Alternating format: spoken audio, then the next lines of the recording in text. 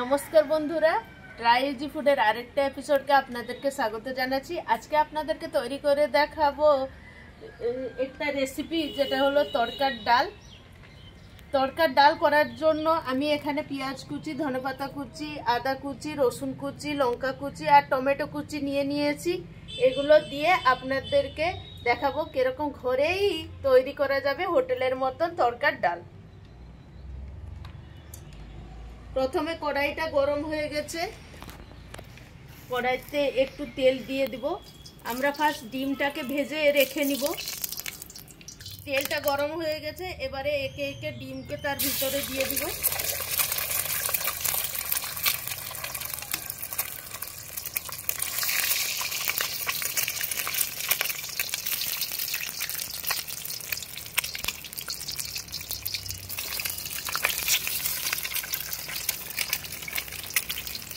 এবারে ভালো করে এগুলোকে মাখিয়ে নিব।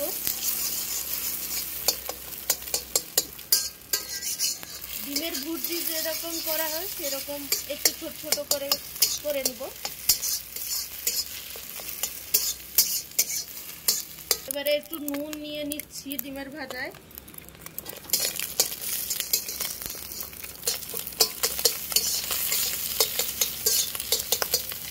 ডিমটাকে ভালো করে ছোট ছোট করে কেটে নিব। এবারে এই ডিমের ভাজাগুলোকে তুলে নিচ্ছি।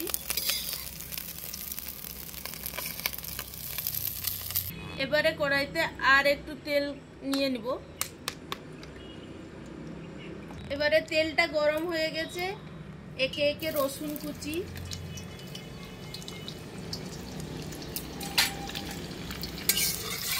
প্রথমে রসুন কুচিটাকে নিয়ে নিয়েছি।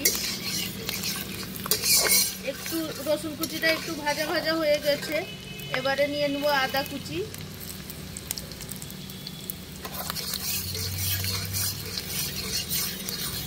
এবারে দেখতে পাচ্ছেন লাল লাল হয়ে গেল রসুন আর আদা কুচিগুলো। এবারে লঙ্কা কুচি আর পেঁয়াজ কুচিকে নিয়ে নিব।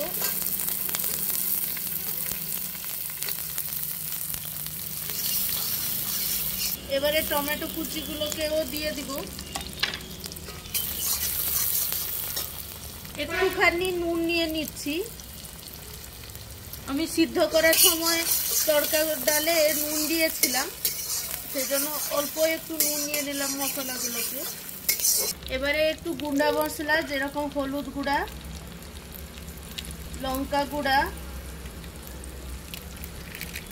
দিয়ে একবার নাড়িয়ে নিচ্ছি।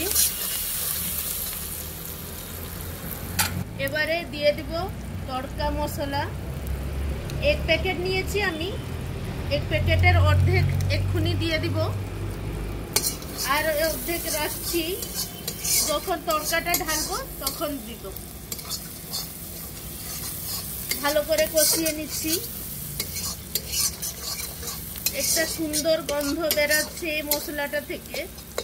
এবারে তড়কাটা সিদ্ধ করে রেখেছিলাম, এগুলোকে একটু একটু করে দিয়ে দিব।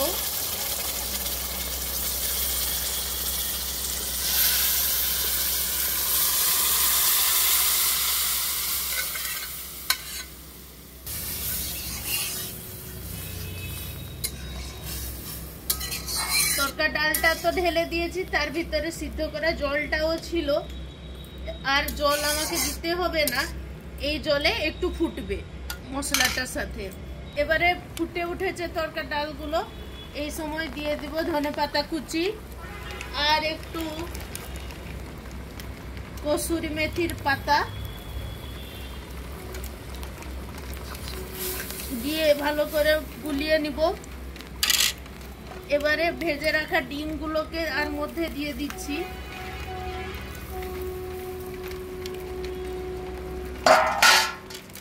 আর বাকি থাকা তড়কার মশলাটাও দিয়ে দিব।